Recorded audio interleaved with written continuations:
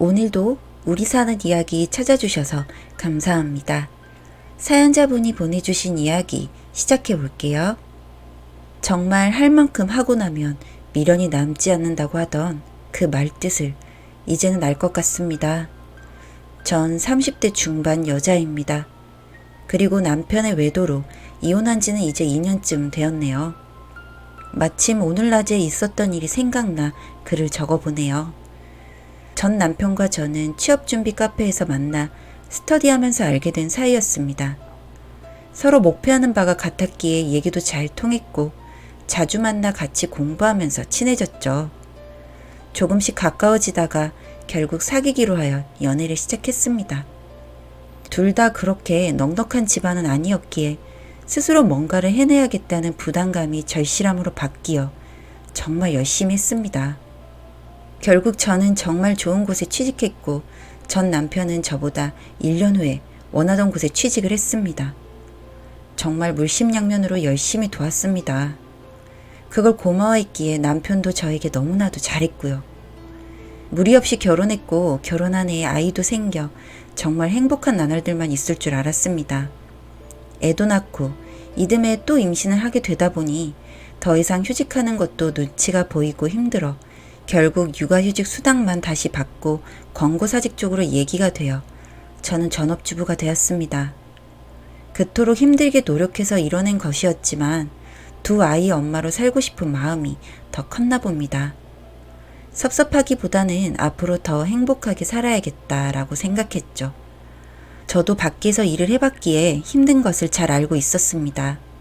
뭐 아무리 그래도 육아는 반반이다. 남편도 도와야 한다 하는 친구들. 제 부모님 말도 그래 하며 넘겨버리고 정말 손 하나 까딱하지 않도록 배려했습니다. 저 또한 애 둘 키우며 집안일 하는 것이 쉽지는 않았습니다. 늘 피곤하고 잠도 모자랐지만 꼭 아침밥은 챙겨주고 싶었고 이 남자한테 결혼 잘했다라는 생각이 들게 해주는 것이 제 만족이라 생각하고 살았습니다. 시어머니는 제가 관두고 집에 있는 것이 못마땅하셔서 저한테 엄청 툴툴거리고 밉게 행동하셔도 다 받아주고 잘해드리려 무던히도 노력했습니다. 제가 딸은 아니지만 딸 없으신 시어머니에게 친딸처럼 되고 싶어서요. 친정 엄마한테는 미안하지만 그 정도로 헌신하고 제 가정을 소중하게 했습니다. 남편도 제 노력을 아는지 일, 집 밖에 모르던 사람이었고 늘 저를 도와주려고 했었죠. 근데 그런 이상적인 생활 속에서 현실의 벽이 높아지니 조금씩 상황이 변하기 시작했습니다. 남편 벌이만으로는 모든 것을 감당해 나가는 것은 조금 무리가 있었고 시댁과 저희 집에 보내는 용돈까지 정말 빠듯했습니다. 각자 부모님께 30만 원씩 드리기로 하고 생활했는데 제가 열심히 집안일 하기는 하지만 남편 월급으로 돈 보내는 것이 어찌나 눈치가 보였는지 모릅니다. 그렇다고 안 도와드리기에는 각자 집안 사정이 좋지 않았기에 어쩔 수가 없었죠. 시어머니는 그게 늘 불만이셨고 저한테 아들이 갖다 주는 돈으로 부모님 봉양하면 고마운 줄 알고 더 잘하라 하셨습니다.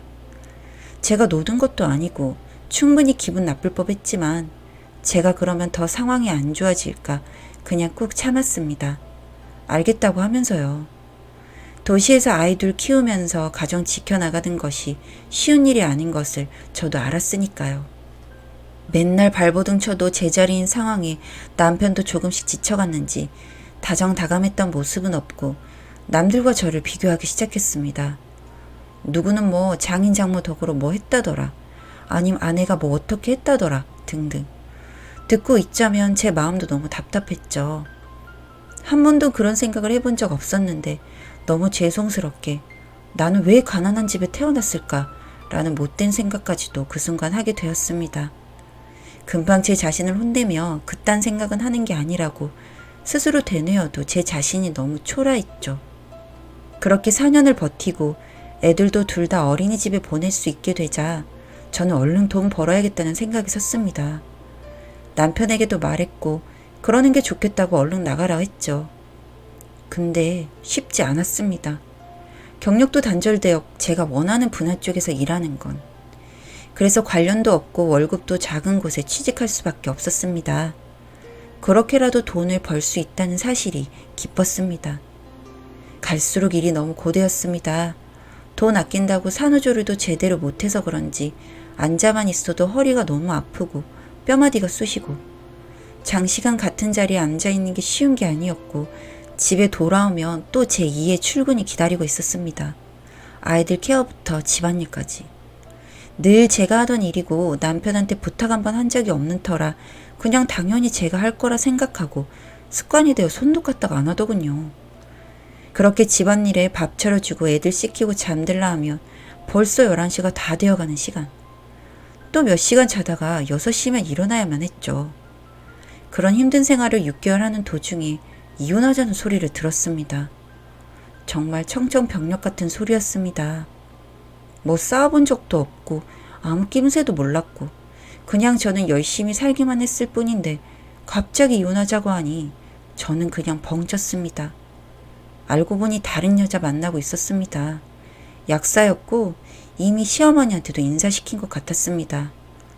돈 잘 버니 시어머니도 벌써 며느리 취급해주며 만나고 있었고 저한테는 둘 다 숨기며 타이밍 보고 있었던 것 같더군요. 근데 제가 뭐 틈 하나 없이 생활하니 꼬투리 잡을 것도 없고 결국 저런 식으로 저한테 통보를 했습니다. 뭐 제대로 저항도 못 해보고 그냥 합의이혼 당했습니다. 다행히 직장은 있던 터라 딸아이 둘은 제가 키울 수가 있었습니다. 너무 힘들었죠. 양육비를 받기는 했지만 쪼들리는 인생이었습니다. 정말 바보 같았던 저인데 아이들 데리고 혼자 살려니 독해지더군요. 독하지 않으면 정상적으로 살 수가 없었으니까요. 그리고 원망이 너무 커졌습니다. 시어머니도 남편도 뭐 어떻게든 복수하고 싶었죠. 젊었을 때처럼 공부했습니다. 회사 다녀오고 애들 재운 뒤 공부하고 잠들고 주말에는 친정에 가서 애들 맡기고 공부하고 그렇게 1년을 하던 와중에 뜻밖의 좋은 기회가 와서 일단 계약직이지만 기업의 프로젝트 팀으로 합류할 수 있었고 잘 해내면 정식도 보장해주겠다고 해주셔서 참 열심히 했습니다. 그렇게 다시 저의 전성기가 시작되었고 능력 인정받으며 고페이로 일할 수 있었습니다. 가지고 있던 원천 기술을 큰 회사들이 가져가려고 제안서가 많이 와 있었고 그 와중엔 전 남편의 회사도 있더군요. 의사결정권자는 아니었으나 역량을 미칠 수는 있었기에 그 회사의 제안은 패스하려고 하니 사장님께서 이유를 묻더군요. 대충 여차저차 하다 말씀드리니 여자 혼자 대단하다면서 더 제 능력을 좋게 봐주셨습니다. 사장님이 여기저기 회사 담당자랑 만나고 다니셨는데 딴에는 제 복수해 주신다고 전 남편 회사 계약 담당자분한테 그 얘기를 해서 엄청 난감해진 것 같았습니다. 너 때문에 계약 날라가게 생겼다고 하도 닥달을 들어서 결국 저한테 전화 왔더군요. 왜 괜히 이혼한 사람 얘기 꺼내서 곤란하게 만드냐고 뭐라 하기에 발 쭉 뻗고 편히 잘 살 수만 있을 줄 알았냐? 하고 욕을 해줬습니다. 저도 제가 놀라웠습니다. 그렇게 착하게만 살았던 제가 입에서 험한 말도 이제 알아서 나오는구나 싶어서요. 그 후에 들어보니 결국 승진대상자 심사에서도 탈락하여 아직도 진급 못했다고 하더군요. 고소했습니다.